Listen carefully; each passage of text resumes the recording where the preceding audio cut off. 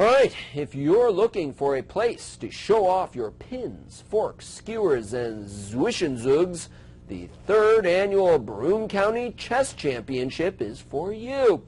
It takes place this weekend at Cordisco's Chess Center, which is in the back room of Cordisco's Corner Store on Shenango Street in Binghamton. There are 3 sections: open for the advanced player, reserved for those less skilled, and a scholastic section for kids under 18. There are cash prizes for the top 3 finishers in each section, and everyone gets a trophy. The entry fee for kids is half price and includes a free chess set and board to take home, courtesy of Assemblywoman Donna Lupardo. Organizer John Cordisco is trying to interest a broader and younger audience to the centuries-old game. I want to emphasize, even if you're not a very good player, you're still more than welcome to participate with the lower section. And every single individual, no matter if they're last or first, gets some kind of an award. Each player plays 6 games over Saturday and Sunday at 10 a.m., 1 p.m., and 3:30 each day. The entry fee is $49 for adults, $25 for under 18. The tournament is now named the Francis Cordisco Memorial in honor of John's brother, who died a year ago. Hi folks, John Cordisco back again with another great chess video for you. Round 6 of the Rejkjavik Open 2014 between Gawain Jones as white, current British champion, and I'm sure I'm butchering this last name, Urkedal as black. It's going to be a Scotch game. Current British champion Gawain Jones is white. So we'll go through the opening fairly quick here. A typical Scotch. Queen, knight d5, c4, hitting the knight. The bishop comes up, and you see why the pawn can't take, because he loses queen. Pawn's pinned. Knight d2, reinforcing the pawn. Knight b6, hitting the pawn again. If f6, instead, queen comes up.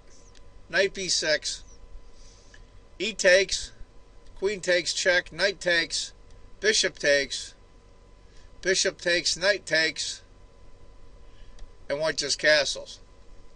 It's a pretty wild position. Now we all know why white won't take. His bishop will take because he'll just reinforce his pawn in that scenario. After knight to b6, b3, reinforcing the pawn and making room for his dark squared bishop to be a fianchetto. g6, bishop b2, both fianchetto bishops. White castles long in this one. And those pawns are all moved. I'm assuming that's theory still. These guys are top-notch players. Black castles, f4. Right off the shoot, here come the pawns. Opposite side castling always makes for the most interesting games, as a rule. Rook.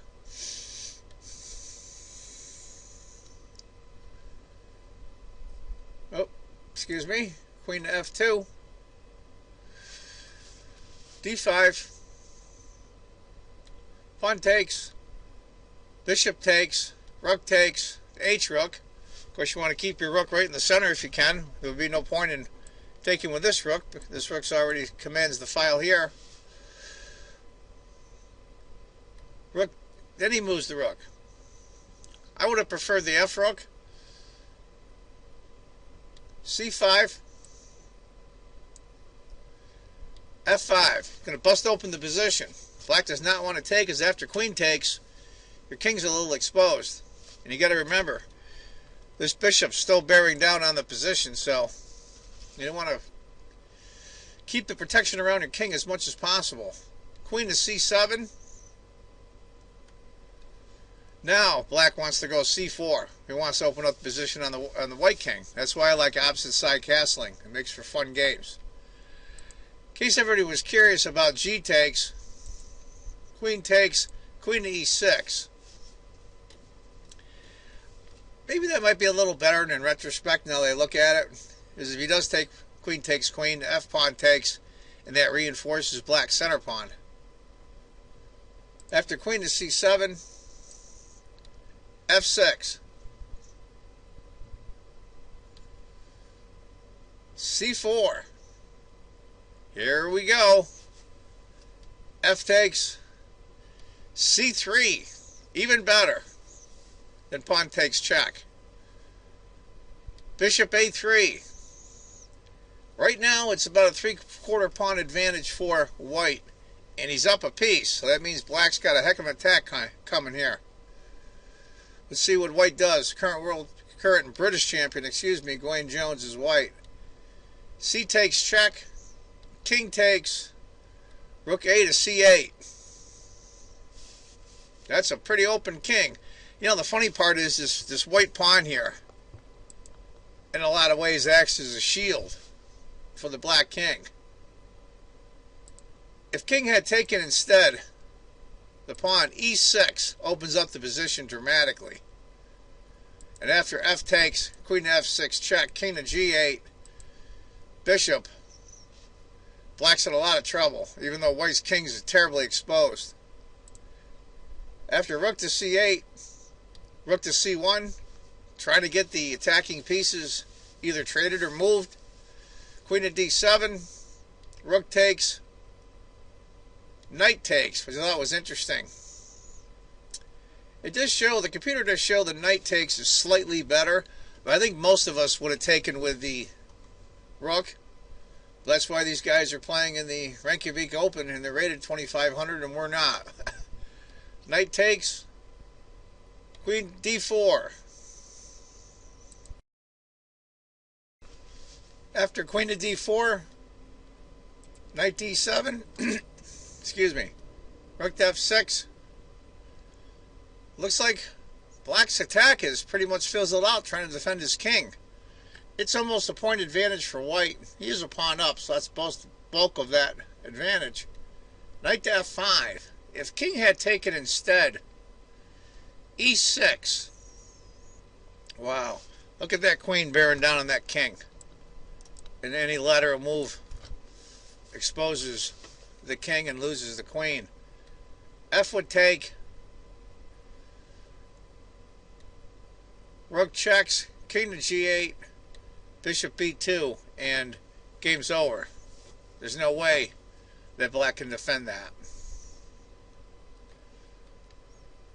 After knight to F5, a really good move. E6, love that move. Same theory. It's a deflection. Rook takes. Queen to C5. Now we all see, of course, if rook takes rook, queen mates. King takes.